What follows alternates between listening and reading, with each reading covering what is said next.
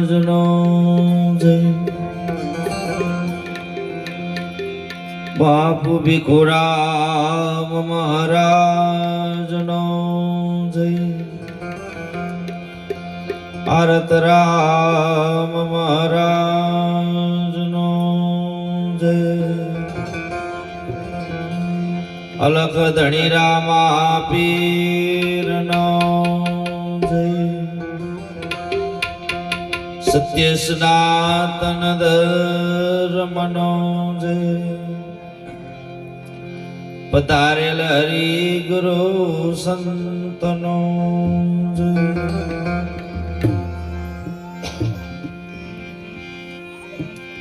ગુરુ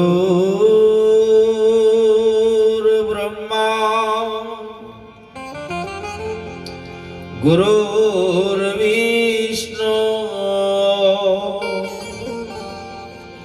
ગુરુર્દેવો મહેશ્વરા ગુરુર સાક્ષાત પરિબ્રહ્મા તસ્મૈ શ્રી ગુરુવે નમઃ ध्यान मूलम गुरु मूर्ति पूजा मूलम गुरु पदम मंत्र मूलम गुरु वाक्य मोक्ष मूलम गुरु कृपा सद्गुरु तमारा शरणे नमो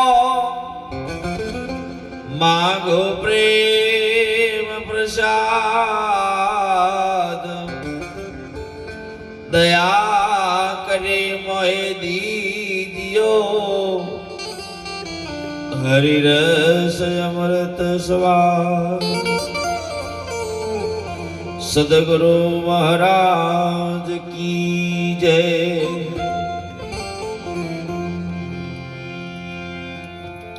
बाबा આજનો એવો પાવન પ્રસંગ કડાદરાની પાવન ભૂમિમાં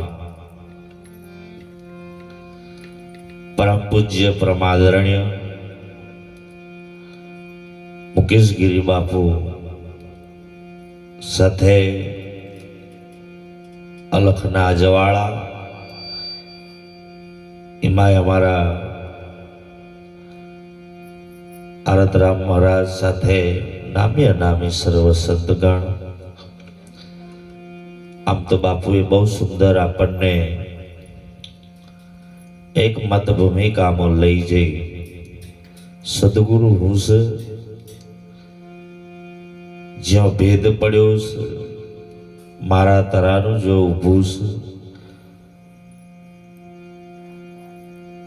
જો દેદાર જોઈ જો આપણને નજરોમાં જે અવગુણ દેખાય છે વસ્તુ પર બહુ સુંદર બાપુએ વાત કરી એમને એક ઓટો જોરદાર તાલેથી વધાઈ લઈએ કેમ કે મહાપુરુષોનો એક જ વિષય હોય છે કે આપણી ઉપર જે કંઈ પડદો પડ્યો છે મારા તારાનો અવગુણનો એકબીજાની ઈર્ષા દેખાઈ આ બધું જે પડ્યું છે એ હટાઈ દેવાનું કામ જો કોઈ કરે તો એ સદગુરુ કરે છે સાહેબ આજે તમે જુઓ બાપુ એ જ વાત આપણને સુંદર કીધી જ્ઞાન દ્રષ્ટિમાં પણ આપણને તમે જો સચોટ જ્ઞાનની પણ વાત કરી છે મને મસ્ત સુંદર કીધું કે પાણીનો બરફ અને બરફનું પાણી જો ગજ્યો જોયો છે ત્યાં જોઈ પણ સાહેબ એકતા નથી આવી પથ્થર દિલનો હોય ને કદી આવી ભક્તિ ન કરે પણ પીગળી જો હોય ત્યારે આ જગ્યાએ બે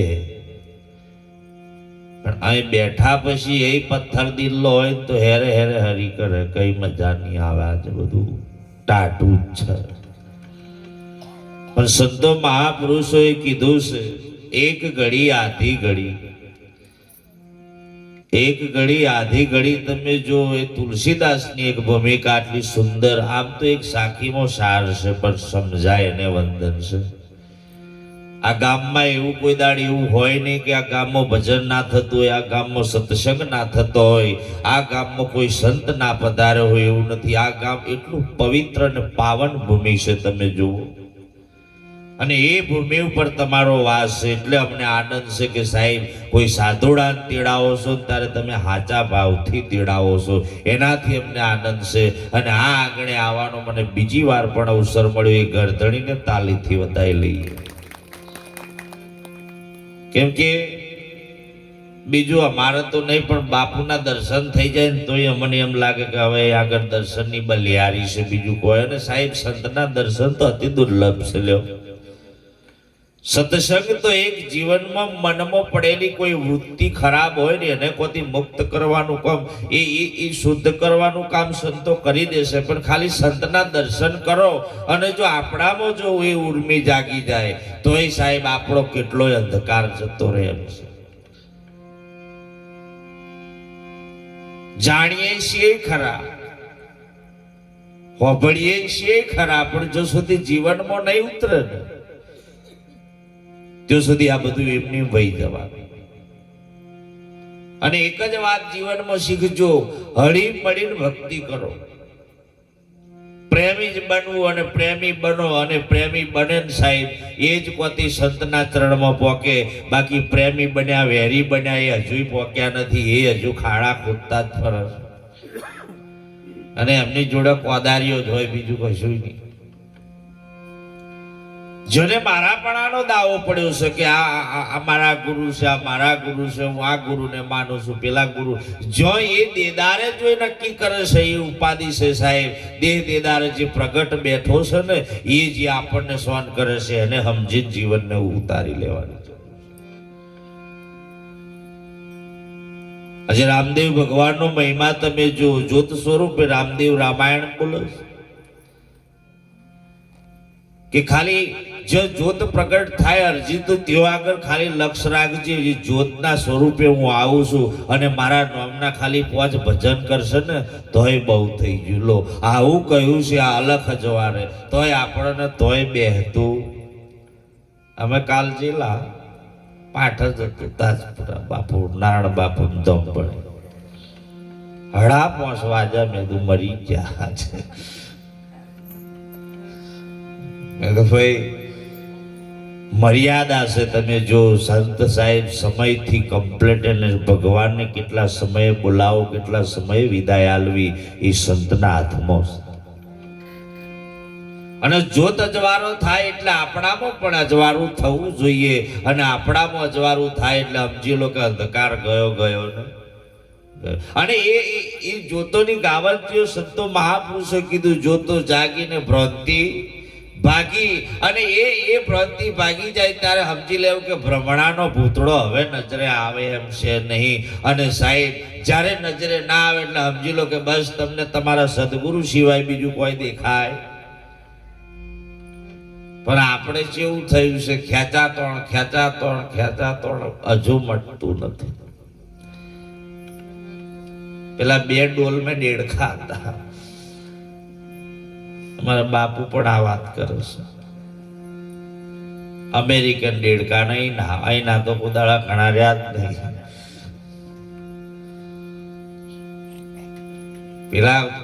પેલો ઝોપા પડે આપણા, પેલા કૂદી નેકરે, પણ સાહેબ એનું કલ્યાણ કરવા પોતે એ સાહેબ એના જીવનને સાર્થક બનાવવા માટે કૂદે, પણ એને કોઈ ખેંચવા વાળા નહીં. અને આપણે સાહેબ આપણા વારોને ખુલ્લા રાખે ને પેલા બંધ, પણ પેલા ખુલ્લા ચમ રાખે કે ખેંચીને મૈદ લે, બહાર કૂદવા દે. અને હજુ એવું છે, તમે જો બહુ સુંદર મહાપુરુષોએ વાત કરી. ઘણોને એવું થાય કે કોઈ ગુરુની નિંદા, પણ સાહેબ જો પાખંડ કરતો હોય ને ગુરુ ન કહેવાય. સંતો મહાપુરુષો એ જ વાત કરે છે કે જીવન એવું જીવો. સંત બન્યા પછી માણસની વૃત્તિ બદલાવી જોઈએ, અને એને એવું શીખાડો કે સાહેબ કોઈક સંત જોડે જઈ અને ભજનનો આનંદ લે. પણ એવું ના કહેવાય કે અહીં ના જશો, આ ખોટું છે, આ ખોટું છે. આવું જે કહેવા વાળો છે એના જેવો ખોટો બીજો દુનિયામાં કોઈ નથી. અમે હમણાં ચંડ હનુમાન જઈને આવ્યા, તમે જો અમારા સાહેબને લઈને જતા તો એ ઘંટી જે છે ને એ મંદિરથી થોડી શેટી છે, આમાં 1.5 કિલોમીટર કે કિલોમીટરનું અંતર છે. તો ત્યાં વાળા ભાઈઓને પૂછ્યું હતું કે એવું કહેવાય છે પોસ જીસીબી અડાડ્યો તો ઘંટી ઊંચી કરીને ત્યાં મંદિર પાસે લઈ જાય, એના દોતા વગર્યા છે પણ ઘંટી ઉઠી નથી. તો આ સત નહીં તો શું છે? સાહેબ તો ન પુરુષ એવું બોલ્યો છે કે સાહેબ પોસ જીસીબી અડાડ્યો કે આજે ઠેઠ અંદર જવું એના કરતા ચંડ હનુમાનના દર્શન કરે ને ઘંટીના જે ભીમની ઘંટી છે એના દર્શન નજીકથી થઈ જાય. પણ સાહેબ એ દોતા વગડી જાય. વિચાર કરો, એ સત હજુ છે. અર્જુને જે બોણ માર્યું હતું સાહેબ, એ બોણનો ધોધ હજુય છે અને એ પાણી તમે જો તો ચોખ્ખું ચંદન છે સાહેબ. લોકો હજારો પાણી પીવેલો. તો આ જૂઠું હોય છે બધું. જેને ફર્યા નહીં કીધું કુવાની રેડકી કુવો વખોણે સમુદ્ર રીતશું જોડે. જેને હજુ એ કુવાની રેડકી હશે તો સુધી એને સમજાય નહીં કે સમુદ્ર શું છે. અને જે મહાપુરુષો જે આગલા સમયમાં જતા રહ્યા સાહેબ, એને એવા કર્મ કર્યા ને તારે એના નોમના ડણકા વાગે છે સાહેબ. આપણે એવું નહીં કરતા ને એટલે આપણી ખોદણીઓ થાય છે. એક જ વાત કરો જીવનમાં સાહેબ, પ્રજા કયા માર્ગે જાય તો એનું જીવન સારું બને આટલું શીખાડીએ તોય બહુ થઈ ગયું. પણ જો વેરઝેર ના ઊભું થાય એવું કામ કરો.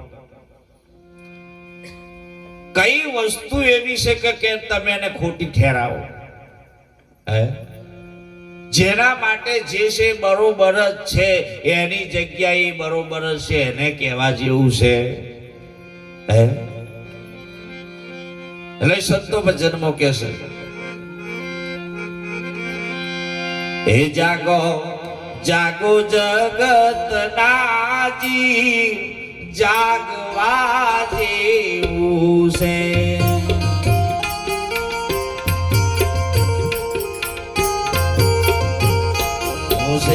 જાગો જાગો